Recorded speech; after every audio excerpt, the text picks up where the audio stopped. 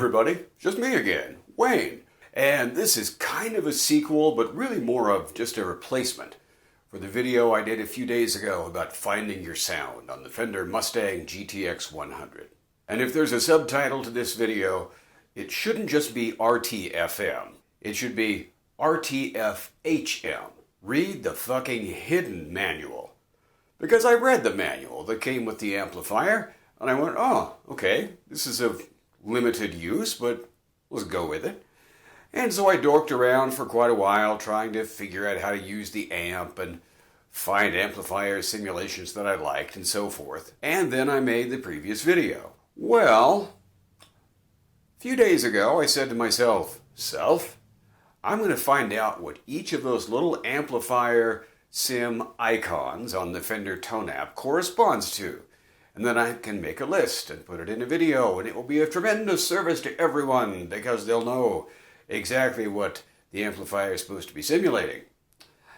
And I came across, in a dark, cobwebbed, musty corner of the internet, a reference to the Expanded Owner's Manual. Google that. Google Fender Mustang GTX Expanded Manual. And you'll find this, nearly 70 pages of detailed instructions about how to use the amplifier, including these. Yes, that's right. Lists of all the amplifier simulations, all the cabinet simulations, and all the effects simulations, identifying exactly what actual amplifier or cabinet or effect they are attempting to simulate. Well, there you go. So I guess the first video could have just been real short. It could have just been me saying, read the manual. But it wasn't, so that brings us to now. Anyway, I'm going to real quickly go over the basics of how to use the amplifier, like in the last video, but much quicker and I think much more clear. And then I have narrowed down the amplifier sims that I think are the best for hard rock or metal, but I don't actually know how close these simulations are to the actual amplifiers. So that's where you come in. I'm going to want your comments to tell me, does this in fact sound like what it's supposed to sound like? Because I don't know, but we'll find out. So there's a view from up top of our Fender Mustang GTX 100. I'm going to reach back here and turn on the power. Then we have to wait for things to start up. Over here, all your standard controls, right? Gain, volume, treble, mid, bass, reverb, master, and so forth. And our LED screen is what tells us what we're doing. Okay, so over here are the controls that really matter when we're trying to find a sound. Okay, now you use this knob to cycle through the presets. Each of these buttons corresponds to one of these rows. Okay, this one, for example, right now tells us what preset we're on. This one corresponds to whatever amplifier and effects we have. And this button corresponds to the effects of whatever we have chosen up here. So, let's see here. There we go. Scupo Metal. That's one that we invented in the last video. Okay, now let's say that we want to, and did you notice we just twisted this knob to go to a different preset? Let's say that we want to mess with our boost here. Okay, so we're going to press this button. It emphasizes this middle column. Use this to twist over to it. Now, we're going to press that. Ooh, we can bypass it, replace it, do whatever we want. But what we want to do is just go down here and make some adjustments. So we press our big knob again. Let's say we just want to up the boost a little bit. So yeah, there you go. Back to it. Maybe we want to swap out our amplifier. So we're going to, again, we push this button to get back to our middle row. Scooch over to it. Press this. I'm going to get our list of amps. And here is where your Fender Tone app can be really handy. And that Expanded Owner's Manual, actually what I did is I just printed out the lists of amps. So I have them handy, amps and effects, and I can, go, wait, what the hell does this mean? Let's say we want to use the Uber, which is the emulation of the Bogner Ubershaw. We just, scroll up to that, Push that. Aha, look, there we are. Okay, now, if we wanted to change any of the settings on the Uber, let's say we do. Let's say we want to dial down the middle. It's highlighted, of course. Got the arrow under there. So we'll push this. Use our knob again if I can find it. Go over to the mids. Push the knob. It turns red, or orange, I guess, on your screen. So that means we can now turn that down a bit if we want to. Push this again to get to blue. And we can go and scroll through and see what else we got going on in here. Tube bias. Apparently this has something to do with emulation of tubes. So I'm going to push my button and turn this up about 30%. Just for the heck of it. It's supposed to give us a little more bite. Okay, we are done there. So let's go back to our middle channel, just for the heck of it. And let's say we want to save this. Well, that's when we come over here, right, to this row of buttons. We're going to push save. Aha! I know, it took you by surprise, didn't it? Well, the first thing, save, is highlighted, so we can just push it again. Great! We've saved our settings, our changes to Scoop-O-Metal. But maybe we want to save it as something. If we do that, if we save it as something else, we'll push our button here. What that will do is save it into the first empty slot that you find on the amplifier, the first slot that's free of presets. That'll be up in the 190s somewhere. But we don't even want to do that. Let's just say we want to rename it. So we'll scroll down there, push that, and for each letter here, push that, and then you can scroll through capital letters and small letters and numbers and even some special characters. And when you're done scrolling on one letter, push this again, goes to the next. So we push it, do all our scrolling we want to, push it again, goes to the next letter, and so forth. So let's say we've renamed it. We didn't actually, but let's say we did. So we go push save again, and haha, look, it's saved there with our new name. It's the same as the old name, but if we had changed it, it would be different. So that is basically how you find your stuff on the Fender Mustang GTX. And here's where that list, as we said, of amplifiers comes in really handy, and effects and so forth, right? Because we can push that and it gives us a whole list of things, some of which are, Fender stuff, Blues Junior and so forth, Vibro King, etc., Super Reverb. But other things were like, wait a minute, what is, find something, British Watts, what the hell is that? Well, I don't know, and I haven't looked it up. I don't care enough to go do so. 80s British, what is that? Well, that's supposed to be a Marshall JCM 800. British color, what's that? Oh, it's supposed to be an orange OR 120, and so forth. But we'll get to that stuff in the next section of the video. So what I've done is I've taken some of those empty slots at the end of the preset list, specifically slots 190 through 197, and in each one I have just stuck the amplifier model that as I understand it, is supposed to be simulated by this particular sound. So I want you to tell me if the simulations work, okay? First up is the emulation of the Mesa dual rectifier.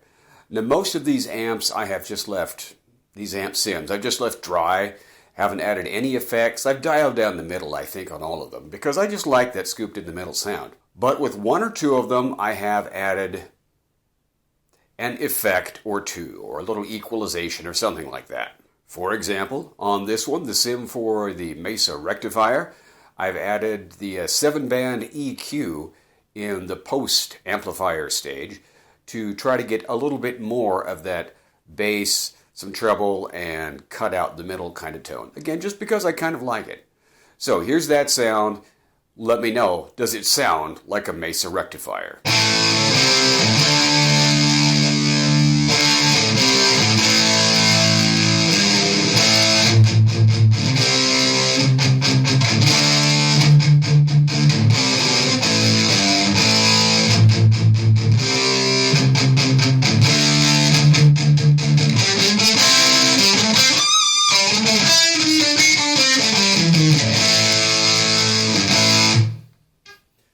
Did that sound at all like a Mesa Dual rectifier?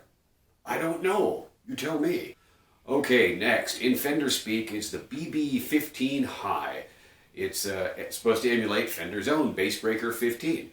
And I have added a little bit of boost in the preamp, stage, and just a bit of delay afterward just to give it a little more presence. And I don't mean presence in the sense that the presence knob provides presence. In fact, I've always felt that the presence knob was mislabeled. I don't know what you should call it, but I don't know. Presence just doesn't seem accurate to me. Anyway, here's this.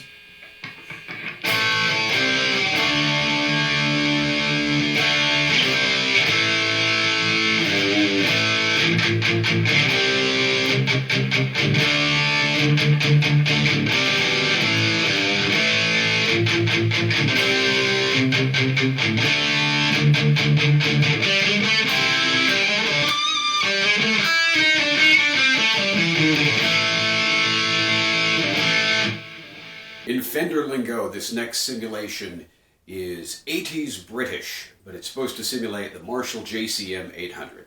And this is another one I have added some stuff to. I have put some tube overdrive in the preamp stage, and afterwards I have added a bit of chorus and pedal detune. Now I don't know what pedal detune is supposed to do, but I like what it does do. And I added effects to this one because now, I don't know what a Marshall JCM 800 is supposed to sound like, because I've never been able to afford one. But however it's supposed to sound, it has to sound better than it sounds just dry here. So I added some stuff to make it sound more interesting, at least to me.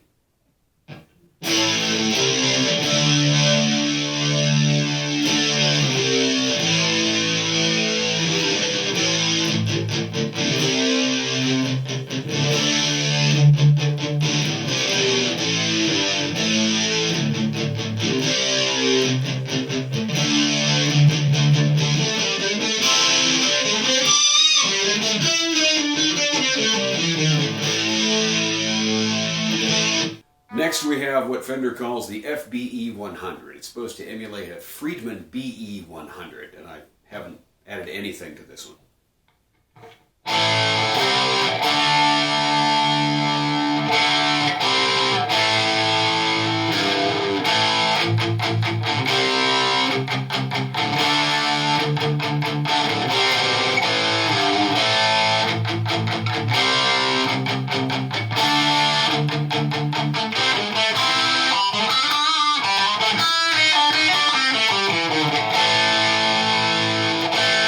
Next is the basic Metal 2000 in Fender lingo, supposedly an emulation of the EVH 5150. And again, I haven't added any effects to this.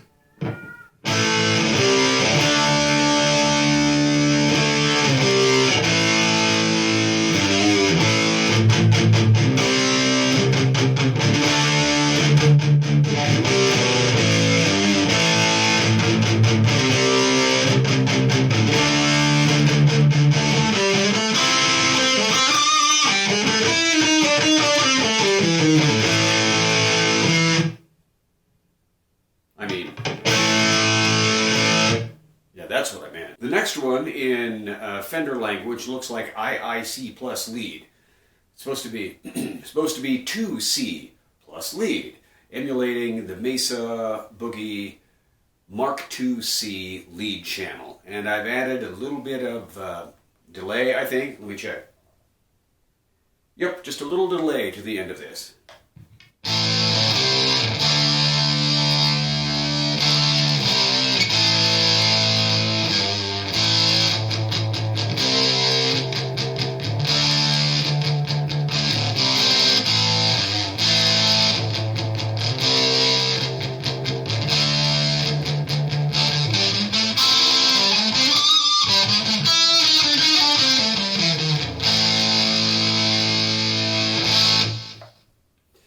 Did you notice something there when I was hitting the palm muted strings? How it seemed to make the amplifier cabinet rumble. And it's not turned out loud. It's not turned up loud, I should say.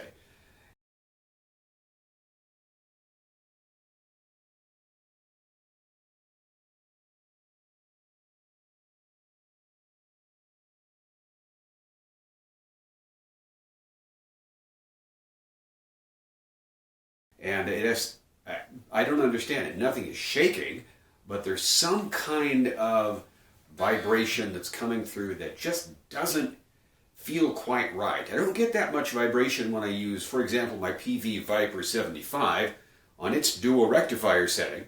In fact, let's give that a listen.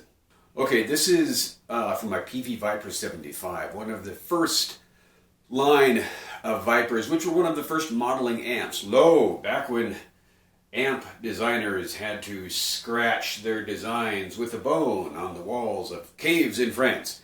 Well, it wasn't quite that long ago, but you know, it was a while. So now this features some of that rumbling, but it doesn't seem as noticeable. It doesn't seem as prominent to me as it does on the emulation of, the Mesa Mark II or a few others on the Fender. But you be the judge.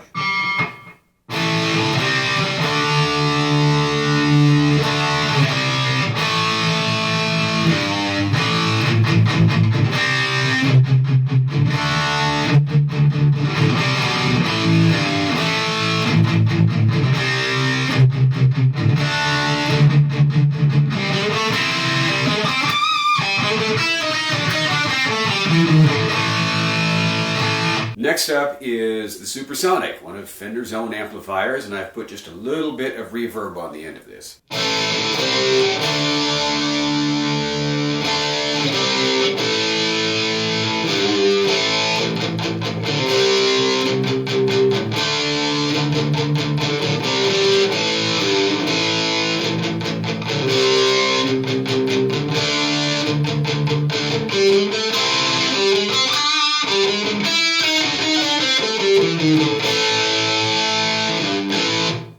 In Fender language, this is called Uber. It's an emulation of the Wagner Uberschall amplifier head. I probably just butchered that name, but I really like this sound, and I haven't added any effects to it anywhere.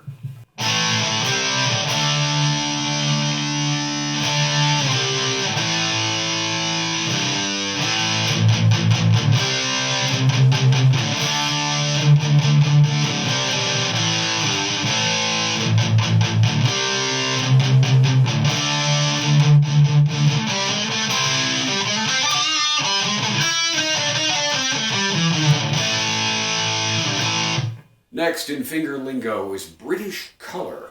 Color with a U, of course. Supposedly this is an emulation of the Orange OR 120, I think. Yeah, I got it right. How about that?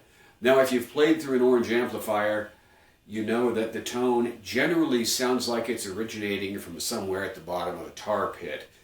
So I have made a few changes to this to try to give it some brightness as well as some sustain, because one seems to sort of counteract the other. I've changed the cabinet emulation to a 2x12 Jubilee. I've added just a bit of delay and a little bit of reverb at the back end of the signal. So here we go.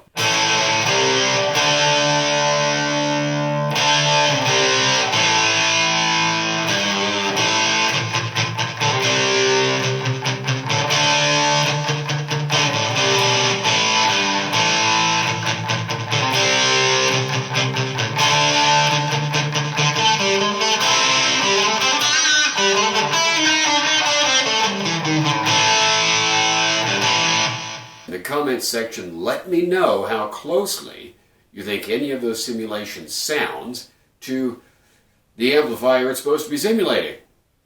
Okay, y'all, thank you very much as always. If you liked this video, give it a thumbs up. Subscribe if you haven't, and by all means, share it. If you think this video could do some good for somebody that maybe got a Fender Mustang GTX and is now saying, all right, how in the holy hell do I use this thing? Forward it on to them or something like that. All right, that's enough begging for me. Oh, by the way, if you like this shirt, head over to Max Carlisle's channel, Guitar Max. Max is a great guy, a hell of a guitar player. He's got a great channel about guitars. He's also got a second channel, Heavy Metal Horizons, which is about literal things made of metal that are very heavy, specifically airplanes and cars. So, all right. Thanks. Talk to you soon.